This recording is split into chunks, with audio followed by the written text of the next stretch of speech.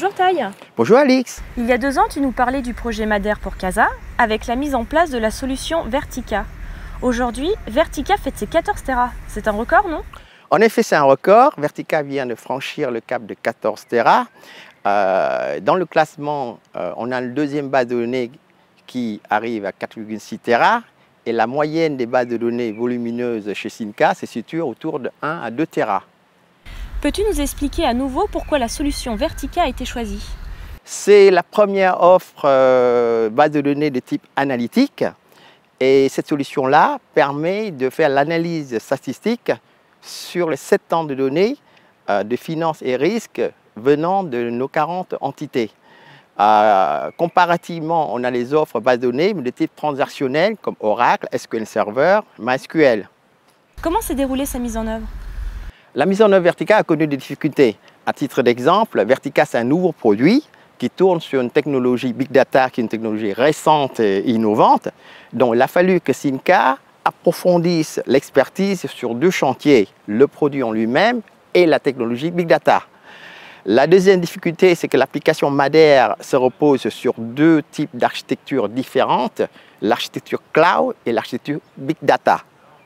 Comment on a pu surmonter les difficultés? Ce qu'on avait fait, on a organisé des ateliers techniques entre les équipes Big Data, base de données et d'exploitation pour le transfert de compétences, la gestion des incidents. On a aidé le client à réécrire les requêtes SQL pour pouvoir gagner en performance, à raccourcir le temps de traitement. Et on a amélioré par les solutions techniques le CPU, le disque, renforcer le nombre de serveurs dans le cluster Vertica. Quel retour d'expérience pourrait-on faire sur ce projet Madère? C'est ce que j'ai retenu, c'est la mise en une synergie de nos savoir-faire. Et c'est quelque chose qui est très intéressant pour aboutir à un objectif commun. Et je profite de cet échange-là pour remercier nos collègues Synca qui ont travaillé sur le sujet. Et pour terminer, ce que je disais au début, c'est que Vertica, c'est une solution d'analytique sur les données structurées.